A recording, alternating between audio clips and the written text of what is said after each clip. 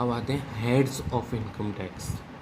ठीक है, हेड्स क्या है, मतलब हम जो भी कमाते हैं उनको इनकम टैक्स ने 5 भागों में बांटा है। उनके हेड कौन कौन से, मेन चैप्टर कौन सा है कि जिसके अनुसार अगर हम सैलरी से कमाते हैं तो इस हेड के अंतर्गत इनकम आएगी, किराए की इनकम है तो हाउस प्रॉपर्टी के अंदर। मैं शुरू से बताता हूँ हेड्स ऑफ इनकम होते क्या हैं। हेड्स ऑफ इनकम, फर्स्ट पहला आता है हमारा इनकम फ्रॉम सैलरी। अगर हम कहीं जॉब करते हैं, हम कोई सैलरी लेते हैं, कुछ पैसा, कुछ काम करने के बदले उनसे पैसा लेते हैं, ठीक है, इनकम आती है सैलरी में। ठीक है, जॉब सबको पता है जॉब होती क्या है, तो इनकम जो हम जॉब के थ्रू कमाते हैं इनकम वो आती है इस हेड के अंतर्गत, इनकम फ्रॉम द सैलरी। अब आता है income from house property.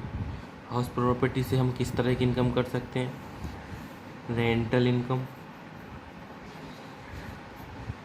Rental income होती है हमारी, ठीक है। हाउस प्रॉपर्टी से हमारी कौन सी इनकम होती है, रेंटल, घर बना के किराए पे उठा दिया वो, ठीक है। ऐसी तरह की इनकम किसमें आती है, हाउस प्रॉपर्टी में।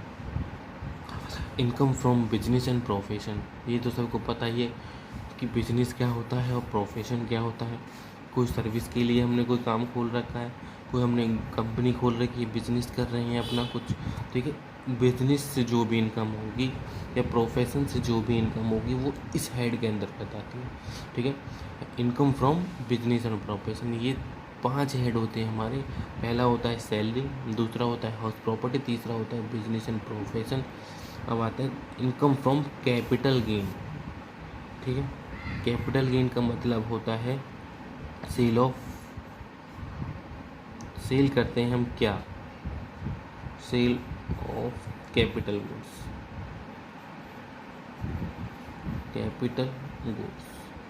कैपिटल गुड्स कैसे होते हैं, जैसे कि हमारा प्लॉट सेल कर दिया,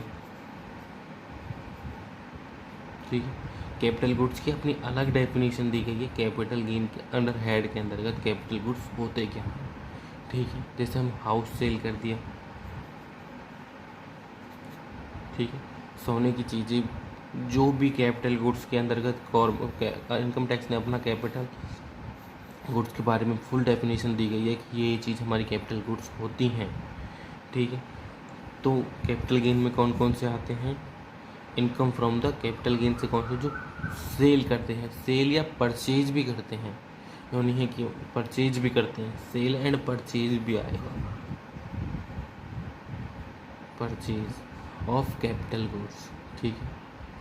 शेयर्स हो गए, इक्विटी शेयर्स होते हैं डिफरेंट टाइप के, वो आ गए। Plot, house, jewellery, valuable assets, जो भी हमारी चीज़ें होती हैं वो कैपिटल गेन के अंतर्गत आती हैं। अब आता है income from the other source.